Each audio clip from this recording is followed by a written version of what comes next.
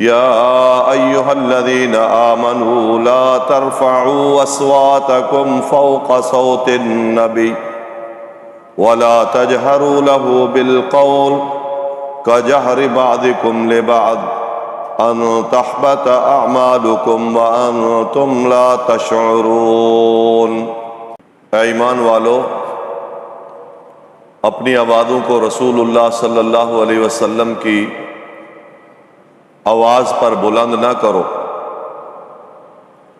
جس طرح تم میں سے بعض لوگ اپنے دوسرے بعض لوگوں کی آوازوں پر اپنی آواز اونچی کر لیتے ہیں۔ یہ رویہ رسول اللہ صلی اللہ علیہ وسلم کے ساتھ نہ کرو۔ کہیں ایسا نہ ہو کہ تمہارے اعمال تباہ ہو جائیں اور تمہیں اس کا شعور بھی نہ ہو، اس کا پتہ بھی نہ چلے کہ اللہ تعالیٰ نے تمہارے اعمال کو اس گناہ کی وجہ سے تباہ کر دیا ہے کہ تم نے اپنی آواز کو اللہ کے نبی کی آواز پر اونچا کیا۔ رسول اللہ صلی اللہ علیہ وسلم کی جو آواز ہے وہ اللہ کا پیغام ہے۔ اللہ تبارک و تعالی نے جو پیغام دیا ہے، آپ کا پیغام آپ کی آواز ہے۔ اس آواز پر مسلمانوں کے لیے لائق نہیں ہے کہ اپنی آواز کو اونچا کریں، دونوں اعتبار سے۔ مجلس میں آپ صلی اللہ علیہ وسلم موجود ہیں، تب بھی کچھ مسلمان اس مجلس میں اونچا نہ بولے، یہ نبی صلی اللہ علیہ وسلم کی بے ادبی ہے کہ وہ اپنی آواز کو اتنا اونچا کرے کہ پیغمبر کی آواز دب جائے، یہ بے ادبی ہے۔ ایسا ہوا، سیدنا عمر اور سیدنا ابو بکر کی آوازیں کسی مسئلہ پر اس قدر اونچی ہوئی آپس میں کہ اس مجلس میں رسول اللہ صلی اللہ علیہ وسلم خود موجود تھے۔ تو اللہ تبارک و تعالیٰ نے اس موقع پر یہ آیت نازل فرمائی کہ اپنی آوازوں کو نبی کی آواز پر اونچا نہ کرو۔ پھر ان کی آوازیں دب گئیں، پھر بہت محتاط ہو گئے کہ عمل غارت ہو جائیں گے۔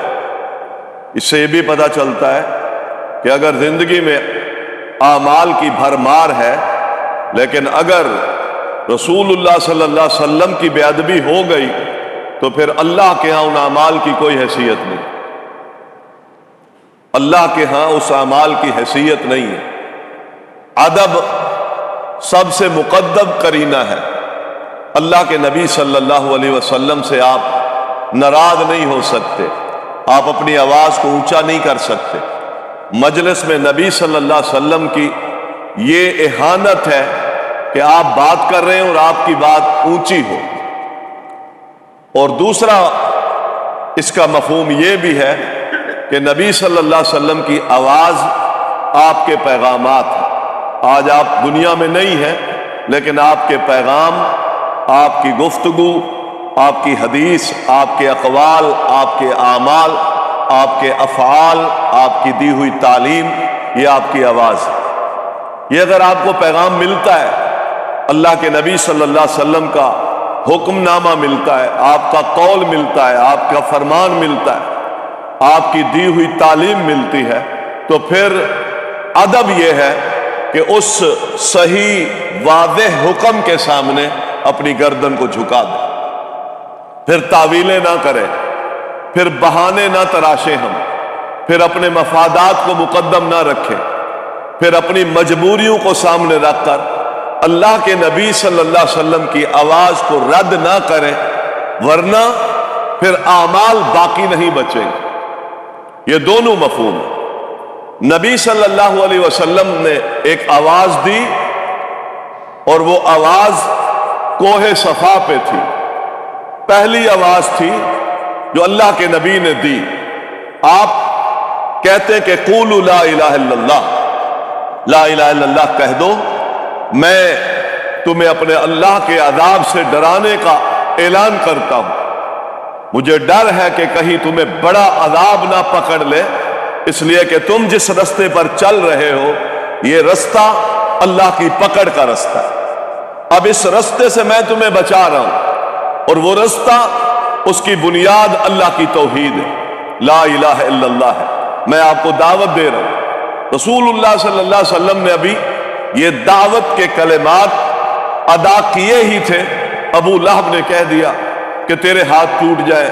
یہ بھی کوئی مسئلہ ہے؟ یہ کوئی دعوت ہے؟ اتنا بڑا اہتمام آپ نے سب کو بلانے کا کیا، اور دعوت کیا دے دی؟ یہ وہ پہلا شخص ہے جس نے اپنی آواز کو محمد مصطفیٰ کی آواز پر نافرمانی کی شکل میں، تکبر کی شکل میں، اپنی سرداری کے روب میں رد کیا۔ اللہ تعالیٰ نے اس کا انجام کیا کیا؟ محبت کرتا تھا، جانتا بھی تھا میرا بھتیجا ہے، خاندان کا فرد ہے، لیکن دعوت کو رد کیا۔ اللہ تعالیٰ نے انجام کیا کیا؟ اصل مسئلہ کیا تھا؟ اس دعوت کو رد کرنے کے پیچھے جہالت تھی۔ ہم آج جو صحیح دعوت کو نہیں مانتے، صحیح بات کو فالو نہیں کرتے، حقائق سے ہم جی چراتے ہیں، اس کے پیچھے بہت بڑی وجہ یہ ہے جہالت ہے، علم نہیں ہے، حقائق سے ہم بے خبر ہیں۔ اور یہ ابو لہب کے ساتھ بھی، اور عام طور پر مکہ کے مشرکین کے ساتھ بھی یہی مسئلہ تھا۔ حقائق پر پردے پڑ چکے تھے، نبی کو جانتے تھے کہ ابراہیم اللہ کا نبی ہے، ہم اس کے دین پر ہیں، لیکن ابراہیم کے دین اور اس کے عقیدے پر، اس کی حقیقتوں پر جہالت کا اتنا پردہ پڑ چکا تھا کہ آج اس ملت ابراہیم کی تجدید ہونے لگی ہے، تو حق تو یہ تھا کہ غور خوض کرتے کہ یہ نبوت کا دعویٰ ہے، اللہ کی دعوت ہے، اس دعوت کا صحیح اسلوب کیا ہے ہمیں پرکھنا چاہیے۔ اس جہالت کو سامنے رکھ کر اس نے انکار کر دیا۔ اسے پتہ چلتا ہے کہ جس وقت اللہ کے نبی صلی اللہ علیہ وسلم دنیا میں مبعوث ہوئے ہیں، اس وقت حقیقت کی جگہ پر ظلم اور جہالت لے چکی تھی، حقیقت مسخ ہو چکی تھی، علم مسخ ہو چکا تھا، جہالت چھا چکی تھی، قلوب و اذہان پر رسومات شرک اور بدعت کے پردے پڑ چکے تھے، اور لوگ اندھیروں میں کھڑے تھے، روشنی بجھ چکی تھی۔ اور صرف مشرکین کی نہیں، بلکہ ملت سماویہ عیسائیت کی روشنی بھی بجھ چکی تھی، یہودیت کی روشنی بھی بجھ چکی۔ تب جا کر اللہ تعالیٰ نے دین حق کو محمد مصطفیٰ صلی اللہ علیہ وسلم پر نازل فرمایا کہ اب آپ نور اسلام کی اس دعوت کو لے کر کھڑے ہوں، کیونکہ ہر طرف اندھیرے چھا چکے، یہودیت بھی مٹ چکی تھی، عیسائیت بھی مٹ چکی تھی، مشرکین جو ملت ابراہیم کا نام لیتے تھے یہ بھی غوطے کھا رہے تھے ضلالتوں میں۔ اللہ کے نبی صلی اللہ علیہ وسلم نے دعوت پیش کی ایسے حالات میں۔ عبداللہ بن عباس رضی اللہ تعالیٰ عنہ کا ایک قول ہے، وہ کہتے ہیں لوگوں، امت مسلمہ کے لوگوں، خیال کرنا پھر ایک وقت آئے گا، پھر ایک وقت آئے گا کہ اس امت کے لوگ ہر روز بدعت کے قریب ہوتے جائیں گے، سنت سے دور ہوتے جائیں گے۔ پھر ایک وقت آئے، اللہ کے نبی صلی اللہ علیہ وسلم کا طریقہ، آپ کی سنت، آپ کے فرمودات سے آئے روز، ہر روز لوگ بدعت کے قریب ہوں گے، سنت سے دور ہوں گے، حقیقت مسخ ہو جائے گی اور غیر حقیقت لوگوں کے ذہنوں پر غالب آ جائے گی۔ یہ ایک زمانہ آئے گا، اس امت میں بھی آئے گا۔ یہ تو اللہ کا شکر ہے کہ اللہ تعالی اس حقیقی مادے کو قائم رکھے گا جو قرآن اور بیان کی شکل میں ہے۔ قرآن باقی رہے گا اور بیان بھی باقی رہے گا، اس لیے کہ قرآن ایسی کتاب ہے تبیانا لکل شیء جو ہر حق کو بتاتی ہے، ہر باطل کی نفی کرتی ہے، ہر صحیح مسئلے کو قرآن بتلاتا ہے، اور یہ تبیان ہے، اور یہ تبیان بھی وہ بیان ہے جو اللہ نے محمد کو سکھایا ہے اور رسول اللہ نے ہمیں بتایا۔ تو اس سے پتہ چلتا ہے قرآن بھی اور قرآن کا صحیح بیان بھی قیامت تک رہے گا، اللہ تعالیٰ رکھے گا اس کو۔ البتہ لوگوں کے حالات میں بڑا تغیر آ جائے گا، لوگوں کے حالات بدل جائیں گے، تھوڑے لوگ ہوں گے جو حق کو پہچانیں گے۔ نبی صلی اللہ علیہ وسلم فرماتے حق کی پہچان رکھنے والے تھوڑے ہوں گے، لیکن کسی زمانے میں ان کا انقطاع نہیں ہوگا، وہ ختم نہیں ہوں گے، کہیں نہ کہیں موجود رہیں گے۔ باقی سب پر حقیقتیں آشکارا نہیں ہوں گی، حقیقتیں ذہنوں سے اوجھل ہو جائیں گی۔ بدعات، عبداللہ بن عباس کہتے ہیں بدعتیں سنت بن جائیں گی اور سنتیں بدعت سمجھی جائیں گی۔ اللہ، یہ لوگوں کے اندر یہ ہے۔ یہود کے ساتھ کیا ہوا تھا؟ اللہ تعالیٰ اپنے نبی سے قرآن کریم کا مطالعہ کرے، اللہ تعالیٰ نے بڑی سختی کی ہے، سخت جملے کہے محمد مصطفیٰ سے صلی اللہ علیہ وسلم، سخت جملے اتنے کہے کہ اے نبی آپ ملت ابراہیم کی پیروی کریں، وَلَن تَرْضَ عَنْكَ الْيَهُودُ وَلَا النَّصَارَى، یہ یہود و نصارہ آپ پر کبھی بھی خوش نہیں ہوں گے۔ یاد رکھیں وَلَا إِنِ اتَّبَعْتَ أَهْوَاءَهُمْ مِن بَعْدِ مَا جَاءَكَ مِنَ الْعِلْمِ مَا لَكَ مِنَ اللَّهِ مِن وَلِيٍّ وَلَا نَصِيرٍ، اگر آپ نے یہود و نصارہ کی باتوں کو مانا تو پھر یاد رکھ لو نہ اللہ کی طرف سے آپ کا کوئی مددگار ہوگا، نہ اللہ کے علاوہ پھر آپ کا کوئی دوست ہو۔ اب آپ غور کریں اللہ یہ بات کن کو کہہ رہا ہے؟ محمد مصطفیٰ سے کہہ رہا ہے۔ کس کے بارے کہہ رہا ہے؟ یہود کے بارے میں۔ یہود تو اللہ تعالیٰ کی پسندیدہ قوم تھی، یہود کو تو اللہ تعالیٰ نے تورات دی، یہودیوں پر دنیا میں جو معجزے اللہ تعالیٰ نے نازل کیے، آیات بینات نازل کی، لیکن اللہ تعالیٰ کہتا ہے یہودیوں کی نہیں ماننا۔ غور کریں، ان کی نہیں ماننا۔ آپ نے مانی تو ہماری مدد آپ کے ساتھ نہیں ہو، ہم آپ کے ساتھ ہی نہیں۔ تو آسمانی دین ہے، اس قدر تنبیہ کیوں ہے؟ تورات کے ماننے والے، انجیل کے ماننے والے تنبیہ کیوں ہے؟ تنبیہ اس وجہ سے ہے کہ انہوں نے اللہ تعالیٰ کی کتاب کو اور کتاب کے احکامات کو مسخ کیا، جو تھا اس کو ہٹایا، جو نہیں تھا اس کو دین بنا۔ آج ہم کیا کر رہے ہیں؟ ہم کیا کر رہے ہیں؟ جو دین تھا آج وہ اجنبی ہو گیا، دین پر آج اجنبیت کے پردے ہیں، غیریت کے پردے ہیں، غربت کے پردے ہیں، پہچان نہیں ہے دین کیا ہے اصل، اجنبیت کے دین پر پردے۔ میں نے آپ کو بتایا تھا یہ دو یلغاریں ہیں جو آج دین اسلام پر ہو رہی ہیں۔ ایک منکرات کی یلغار ہے، جتنا جس کا دل چاہتا ہے، حکمران سے لے کر ایک عامی تک، ایک بڑے سے لے کر ایک مزدور تک، جتنا جس کا دل چاہتا ہے اتنا منکرات پھیلانے میں وہ آگے کھڑے۔ منکرات کیا ہے؟ گناہ، نافرمانیوں کی آندھیاں چلا رکھی ہے ہم نے۔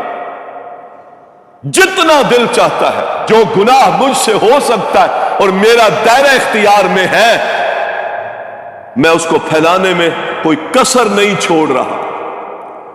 یہ اسلام کے خلاف ایک بڑی بغاوت کھڑی ہے۔ اسلام اجنبی کیسے نہیں ہوگا؟ فَأَيْنَ شَرِيعَةُ محمد، کہاں تلاش کرو گے 1400 سال پہلے والا دین؟ کہاں وہ مناجات تلاش کرو گے؟ کہاں وہ مسجد نبی کے خطبے تلاش کرو گے کہ جب اللہ کے پیغمبر منبر پر کھڑے ہو کر آخرت کی بات کرتے ہیں تو صحابہ پلروں کے پیچھے بیٹھ بیٹھ کر آنکھوں سے آنسو بہاتے اور چیخوں سے آہو بکا سے مسجد گونجتی ہے؟ کہاں وہ ماحول تلاش کریں گے؟ ہم نے منکرات کے طوفان چلائے ہیں، جتنا جس کا دائرہ اختیار ہے اتنا اس نے اسلام کو اجنبی بنا دیا ہے۔ کہاں تلاش کرے؟ بڑی آندھی ہے، ہم نے قناعت نہیں کی تھی نیکی پر، شرافت پر، ایمان پر، روحانی اور جسمانی نفاست پر اکتفا نہیں کیا تھا۔ داغدار ہے ہمارے بدن، بد حواس ہے ہماری روحیں، پردے چڑھے ہیں اللہ کی نافرمانیوں کے ہمارے نظام زندگیوں پر، اور ہم ٹس سے مس ہونے کے لیے تیار نہیں ہیں، ہم توبہ کرنے کے لیے تیار نہیں ہیں، ہم رب کی طرف پلٹنے کے لیے تیار نہیں ہیں، ہم اپنے گناہوں پر تنہائیوں میں بیٹھ کر اپنے رب کے سامنے ندامت کے آنسو بہانے پر تیار نہیں ہے۔ دل سخت ہے، دماغ مانتے نہیں ہے، جمود طاری ہے، یہ یلغارے ہیں، یلغارے۔ ہم سب شامل ہیں اسلام کو اجنبی بنانے میں۔ اسلام اجنبی تھا، بڑی قربانیوں کے بعد یہ ستارہ جگمگایا تھا مکہ کے اندر، مدینہ کے اندر، پھر اس پہ خون گرے تھے، اس شجرہ اسلام کی آبیاری کے لیے پھر احد لڑی گئی تھی، بدر لڑی گئی تھی، ہجرتیں ہوئی تھی، پھانسیاں سامنے آئی تھی، یہ ساری قربانیاں تھی، پھر جا کر یہ پھلدار درخت بنا تھا جس کی آج ٹہنیوں کو میں کاٹنے میں لگا ہوں، جن کی جڑیں آج میں اکھاڑنے میں لگا ہوں، جتنا جس کے پاس جو پاور ہے وہ اس کو اکھاڑنے میں لگا۔ میرے رویے، میرے سلوک، میرے دن رات کے معاملات، اسلام کے ساتھ میری تعلق داریاں، ذہنی وابستگیاں، زندگی کے نظاموں کا جوڑاؤ، کتنا کچھ ہے، ہم اپنے تجزیے خود کر۔ اللہ کی قسم ہم بہت دور کھڑے مسلمانوں۔ اور دوسری یلغار دین کے نام پر، دین کے نام پر لبادہ اوڑا ہے ہم نے دین کے نام پر، اور جو بچا کھچا دین تھا اس پر ہم نے بدعات، خرافات اور رسومات کا پورا ایک کور چڑھا کر کے ہم نے امت کے سامنے حقیقی دین کو دفن کر کے بدعات کو دین بنا کے دیا ہے۔ اور اس کے لیے آئے روز ہم بدعات کے قریب ہیں، رسومات کے قریب ہیں، اور اس کو دین کا نام دیتے ہیں، اور ہر روز سنت سے دوری ہے۔ سنتیں مر جائیں گی، بدعتیں زندہ ہو جائیں گی۔ عبداللہ بن عباس رضی اللہ تعالیٰ عنہ فرماتے کچھ بچا کچا مسئلہ تھا تو ہم نے اپنی نسلوں کو کیا دیا؟ چینل کا دین دیا۔ معاشرے میں کیا ہوتا ہے میرا بچہ دیکھتا ہے، اسی کو سمجھتا ہے، اسی کو دین کہتا ہے۔ میرے مہینے کا دین الگ ہے، سال میں 12 مہینے ہیں، ہر مہینے کے ساتھ دین کا ایک سلسلہ میں نے جوڑا ہے۔ گرمی کا دین ہے، سردی کا دین ہے، میت پہ الگ دین ہے، فوتگی پہ الگ دین ہے، جنازوں پہ الگ دین ہے۔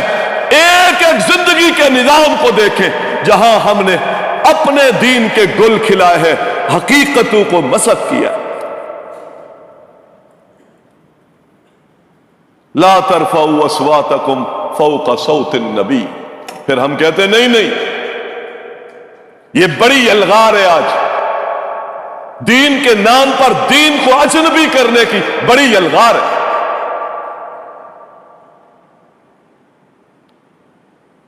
یہودیوں کو اللہ تعالیٰ کہتا ہے نہیں تم خائن ہو، میرا نبی تمہاری بات نہیں مانے گا، تمہاری بات مانے گا تو میرا ان سے تعلق ختم ہو جائے گا۔ اللہ، کیوں؟ اس لیے کہ انہوں نے یہ کام کیا تھا، انہوں نے جو تورات کی تعلیم تھی اس پہ ہاتھ رکھا، ادھر ادھر کے مسئلے بتا دی، ان کو چھپایا، ان کے معنی کو بدلا، کیا کیا خرافات نکالی۔ اللہ نے کہا نہیں، ایسی قوم کی اتباع نہیں کر سکتے جو اپنی من کا دین بنا لیتی ہے اور تورات کو پیچھے چھوڑتی ہے۔ فَنَبَذُوهُ وَرَاءَ ظُهُورِهِمْ، اللہ تعالیٰ کہتے ہیں ہم نے ان کو تورات دی، انہوں نے تورات اپنے کندھوں کے پیچھے ڈال دی۔ کندھوں کے پیچھے کوئی بک کو اٹھا کے نہیں ڈالا۔ مفسرین کہتے ہیں کہ جیسے کسی بات کو چیز کو اہمیت نہیں دی جاتی اور وہ پرانی ہو جاتی ہے اور اس کو اٹھا کے کچرے دان میں ڈالا جاتا ہے، اسی طرح انہوں نے تورات کے احکامات کی طرف التفات نہیں کیا، دیکھا نہیں ہے کہ یہ اللہ کا حکم ہے، پہچاننے کی زحمت گوارا نہیں کی، تو تورات کے سارے احکامات اپنی پیٹھ کے پیچھے ڈال دینے سے مراد یہ تھا، توجہ تک کرنا گوارا نہیں کی۔ مسلمانوں، آج ہم قرآن کے احکامات پر توجہ کرنے کی کوئی زحمت گوارا کرتے ہیں؟ میرا دین تو چل رہا ہے معاشرے میں، میرا مولوی نے جو کہہ دیا، جو کہہ دیا، اللہ تعالیٰ نے کہا ان کی پیروی نہیں کر، یہ مبغوث قوم ہے۔ نبوت چھین لی اللہ تعالیٰ نے اسی وجہ سے، ورنہ نبوت ان میں چل رہی تھی۔ وَكَانُوا مِن قَبْلُ يَسْتَفْتِحُونَ عَلَى الَّذِينَ كَفَرُوا، مشرکوں سے کہتے تھے صبر کرو، ہمارے اندر نبی ایک آنے والا ہے اور وہ نبی آخر الزماں ہوگا اور بڑا فاتح نبی ہوگا، ہم میں آئے گا تو ہم مل کر پھر ان کے ساتھ مل کر مشرکو تمہاری ہم بربادیاں کریں گے، تمہیں ختم کریں گے، لڑیں گے، تمہیں ختم کریں گے اس نبی کے ذریعے سے۔ فَلَمَّا جَاءَهُم مَّا عَرَفُوا كَفَرُوا بِهِ، لیکن وہ نبی اللہ نے ان کے خانوادوں میں بھیجنے کی بجائے اللہ نے ادھر بھیج دیا۔ كَفَرُوا بِهِ، حسد کی وجہ سے ساری نشانیاں پہچاننے کے باوجود نبی سے انکار کیوں کیا کہ یہ تو ادھر آنا تھا، ادھر کیوں آ گیا؟ انکار کر دیا محمد مصطفیٰ سے۔ حسدا من عند انفسہم، حسد تھا، پہچان ہو اور حسد آ جائے، بات نہ مانے، جانتے ہیں حقیقت یہی ہے، اس کے باوجود نہ مانے تو پھر اللہ تعالیٰ بڑے بڑے انعاموں سے انسان کو محروم کر دیتا۔ حسد کی وجہ سے نہیں مانا، ایسے پہچانتے تھے جیسے بیٹے کو پہچانتا ہے بندہ، لیکن حسد کی وجہ سے اللہ تعالیٰ نے اس سے پہلے نبوت ان سے لے کیوں لی؟ اسی خرافات کی وجہ سے۔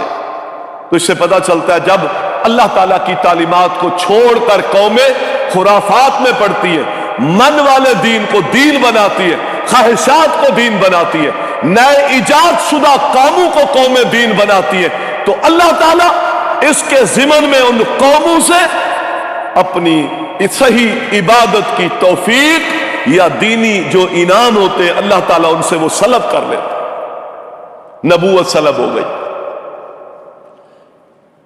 اس قوم سے بھی اللہ تعالیٰ کیا کرے گا؟ بدعات کے قریب ہوں گے تو اللہ تعالیٰ ان کے ذہنوں میں سنت کی اجنبیت پیدا کر دے گا۔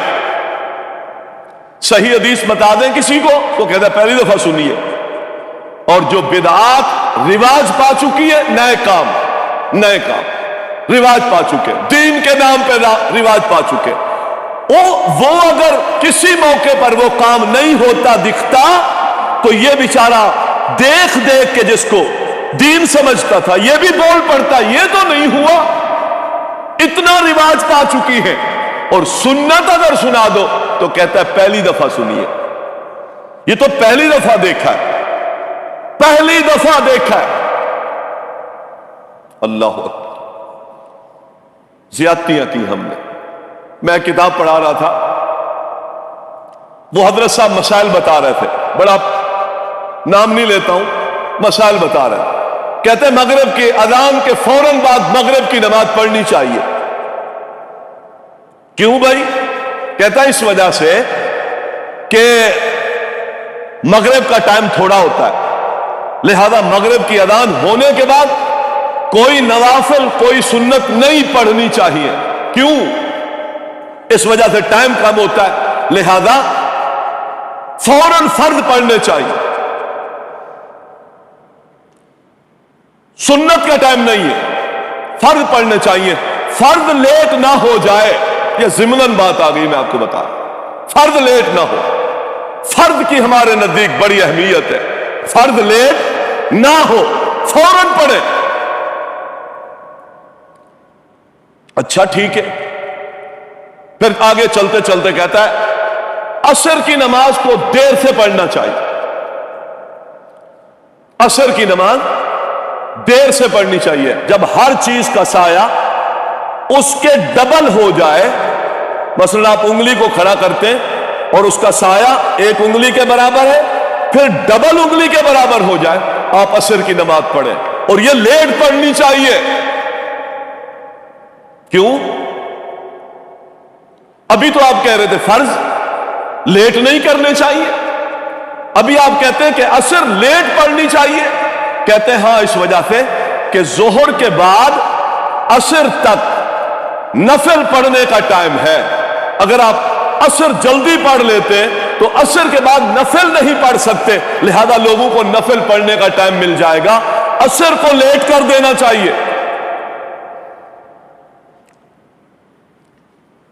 اب یہاں نفل سے محبت ہو گئی، فرض لیٹ ہو رہا ہے، عصر کو لیٹ کیوں کر رہے ہیں؟ تاکہ زیادہ سے زیادہ ٹائم نفل کا مل جائے. کیونکہ جب ہم عصر پڑھ لیتے ہیں تو عصر کے بعد پھر نفل نہیں پڑھنے ہوتے، لہذا ٹائم زیادہ لینے کے لیے عصر کو لیٹ کر دو تو لوگوں کو چاہیے وہ نفل بیچ میں پڑھ لیں گے. مغرب کو کیوں جلدی پڑھ لو؟ اس لیے کہ فرض لیٹ نہ ہو جائے. اور جہاں محمد مصطفیٰ کی حدیث تھی ادھر توجہ ہی نہیں گئی. کیا اللہ کے پیغمبر عصر کی نماز جلدی پڑھتے تھے. کتنا جلدی؟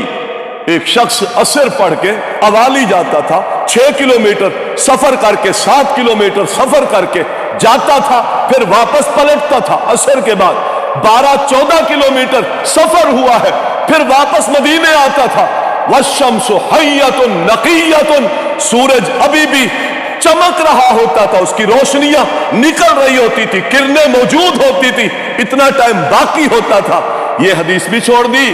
اور مغرب سے پہلے نبی صلی اللہ علیہ وسلم نے کیا فرمایا؟ صلو قبل المغرب، صلو قبل المغرب، صلو قبل المغرب الا ان یشاء الا من شاء. فرمایا مغرب سے پہلے 2 رکعت پڑھو، مغرب سے پہلے 2 رکعت پڑھو، جو چاہے پڑھ لے. خفیفتین، ہلکی 2 رکعت پڑھ لو. یہ بھی اللہ کے رسول کا فرمان ہے، وہ بھی رسول اللہ کا فرمان ہے. لیکن میں نے اپنی منطق کیا چلائی؟ دفاع کس کا کروں گا؟ کس کا دفاع کرنا چاہتا؟ اپنے مذہب کا دفاع، اپنے مسلک کا دفاع کرنا، حدیث کا نہیں. حدیث وہاں پیاری لگتی ہے جہاں مذہب کے دفاع میں ہو، وہ بات وہاں پیاری لگتی ہے، وہاں نوٹ بھی کروں گا. اور جو مذہب کے خلاف ہو، جس کو میں نے اپنا مذہب بنایا ہے، حدیث واضح ہو، صریح ہو، لیکن میرے مذہب کے خلاف ہے، میں وہاں تذکرہ بھی نہیں کرتا. یہ میرے رویے، یہ میرے رویے ہیں قرآن و سنت کے ساتھ، قرآن و حدیث کے ساتھ میرے رویے. یہ یلغار ہے جو آج کی گئی ہے اور اس کی بھرمار ہے، اس لیے اوجھل ہو رہا ہے یہ دین. حقیقت میں محترم بھائیوں، اللہ کے دین، اللہ کے پیغمبر کی شریعت کو پہچانو، حقائق کو سمجھو، اپنی بے علمی کے پردوں کو پھاڑ کر علم کی طرف آؤ، دلیل کی طرف آؤ، روشنی کی طرف آؤ. نئے نئے امور جو دل چاہتا ہے اس کو بیان کر کے اس کو دین مت بناؤ.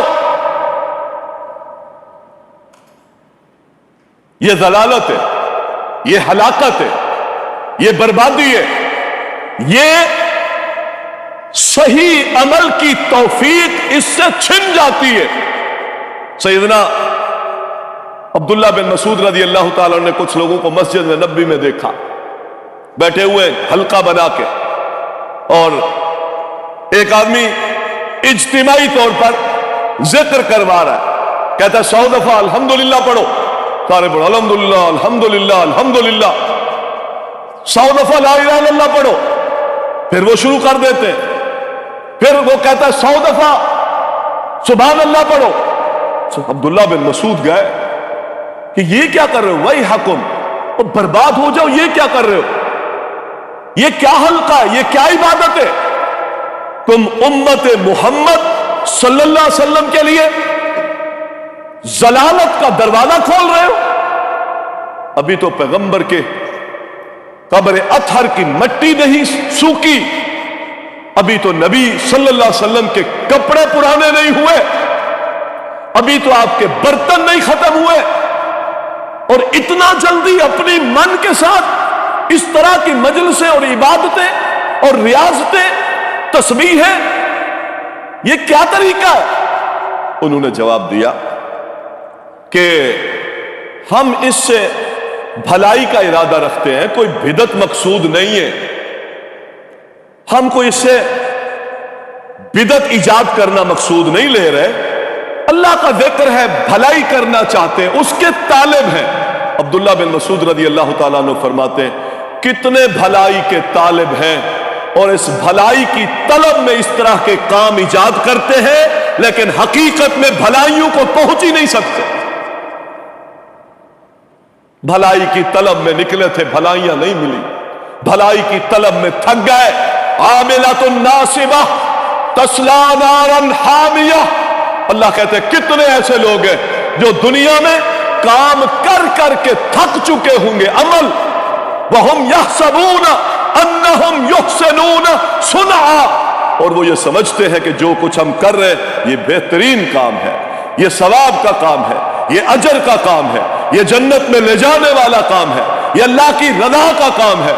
लेकिन वबदा लहुम मिनल्लाहि मा लम यकूनु यहतसिबून, क़यामत के दिन खड़े होंगे ऐसे लोग, इंतजार कर रहे होंगे, बड़ा खर्च किया, बड़ा माल दिया, बड़ी थकन उठाई, बड़ी मेहनतें की, आज उसके रिजल्ट अनाउंस होने का मौका है, जन्नत का ऐलान होगा। रब कहते हैं वबदा लहुम मिनल्लाहि मा लम यकूनु यहतसिबून, हम उनके लिए ऐसा रिजल्ट निकालेंगे जिसका उनको वहमो गुमान भी नहीं। वो क्या होगा? आमिलतुन नासिबा तस्ला नारन हामिया, कहा जाएगा ले जाओ इनको, भड़कती हुई आग में दाखिल कर दो। किसने जुर्रत दी है मुझे कि मैं अल्लाह के नबी की मुसल्लम बातों को काफी नहीं समझता? क्यों? असल में शैतान इसी रास्ते से दाखिल होता है। इंसान जब सवाब का हरीस होता है, याद रखिए, सवाब का हरीस होता है, तो दलाइल को छोड़ दे तो फिर बिदत में मुब्तला हो। आप सवाब के हरीस बने, हम मना नहीं करते, लेकिन सवाब का हिर्स आप मोहम्मद मुस्तफा की खींची हुई बाउंड्री और दायरे के अंदर आपको अमाल इतने मिल जाएंगे कि आपको वो अमाल जन्नत ले जाएंगे। उसी पर इक्तिफा करें। सवाब की हिर्स में बाद दफा हम ऐसे अमाल को भी अपनी जिंदगी में शामिल कर लेते हैं जिनकी दलील कुरान और हदीस से नहीं होती। तो क्या अल्लाह के बंदे वो मुसल्लम बातें मौजूद नहीं थी जो आपको जन्नत ले जाती?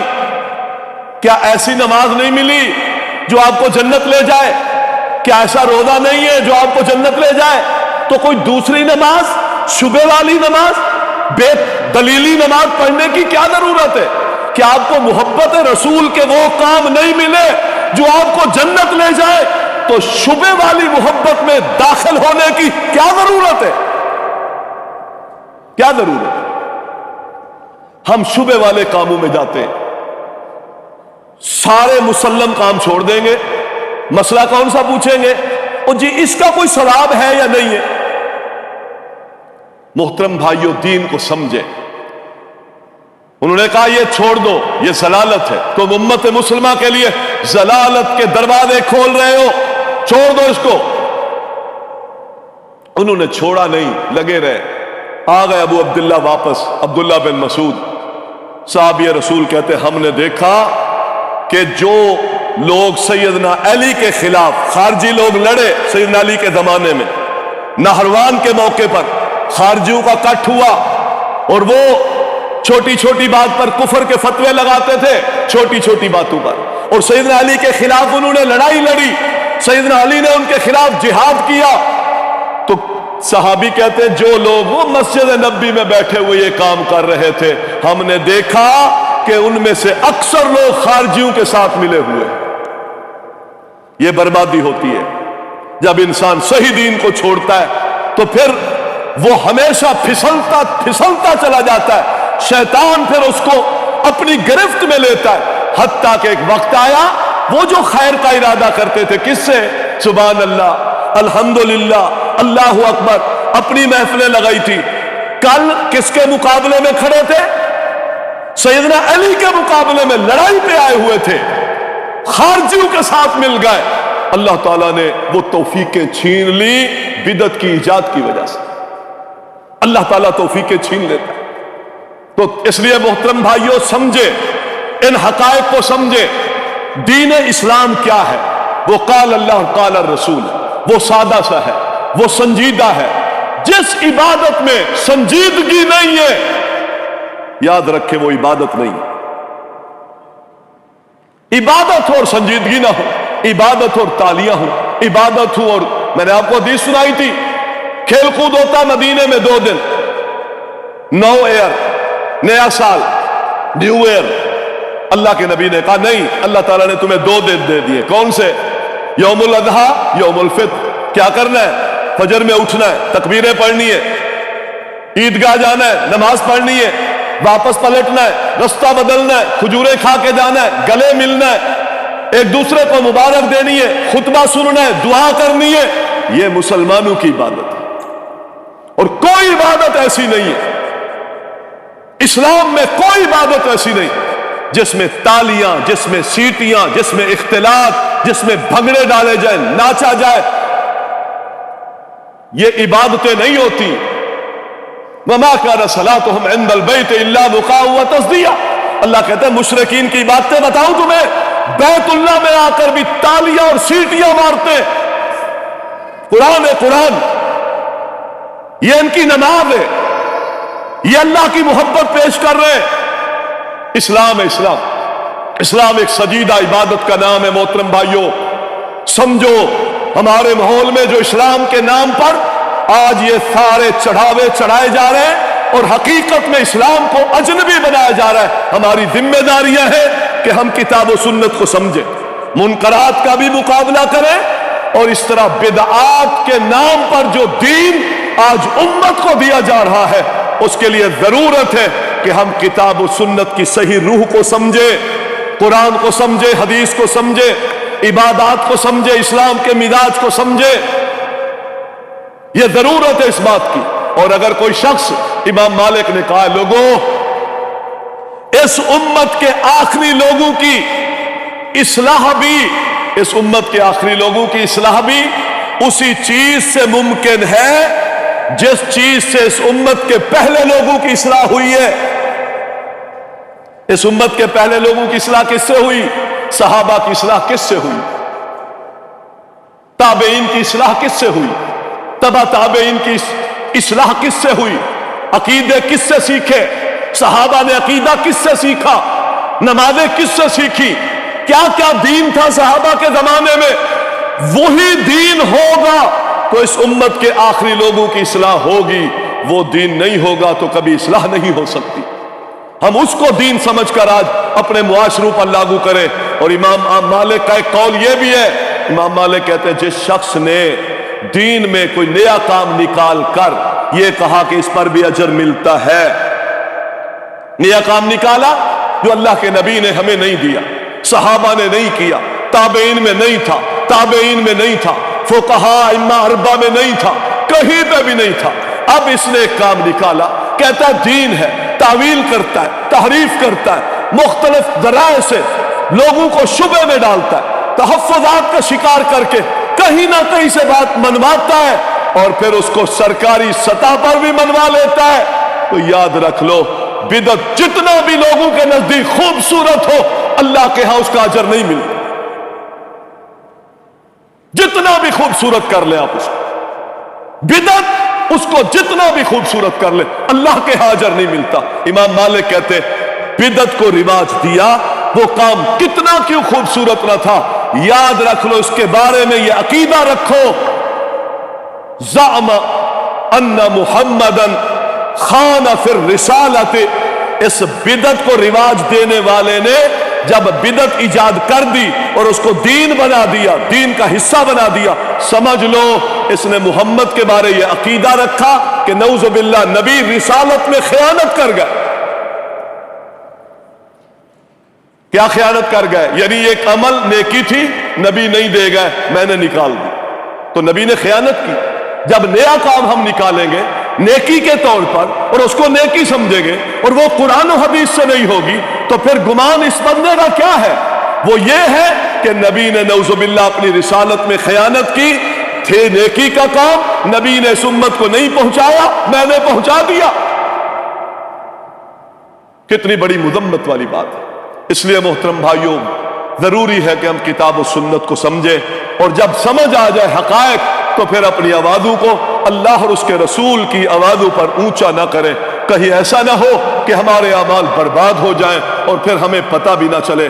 اللہ سے دعا ہے اللہ تعالی ہمیں کتاب و سنت کی تعلیمات کے مطابق اپنی زندگیاں گزارنے کی توفیق عطا فرمائے۔ اقول قولی ھذا استغفر